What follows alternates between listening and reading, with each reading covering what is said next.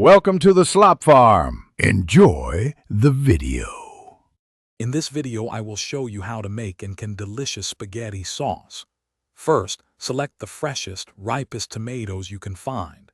They are the heart of your sauce. You will also need fresh garlic, sweet onions, and fragrant herbs like basil and oregano.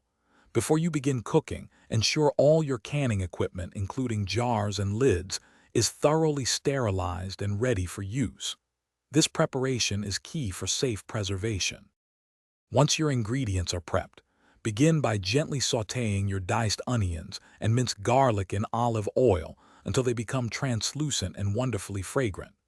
Next, introduce your high-quality crushed tomatoes and a touch of tomato paste for richness. Stir in your fresh herbs, then let the sauce simmer slowly on low heat for a minimum of 2 to 3 hours. This long, gentle cook time is essential for developing a truly rich and complex flavor. With your sauce perfectly simmered, it is time to prepare for canning.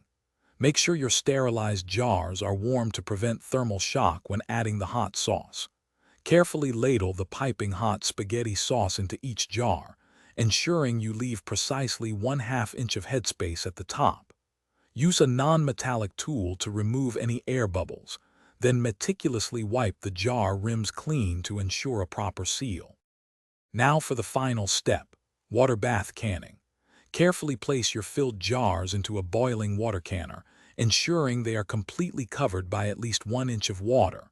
Bring the water to a rolling boil and process the jars for a full 40 minutes.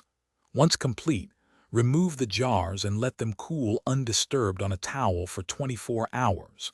Listen for the satisfying pop as they seal, indicating safe preservation. Thanks for watching. Consider subscribing if we helped you today.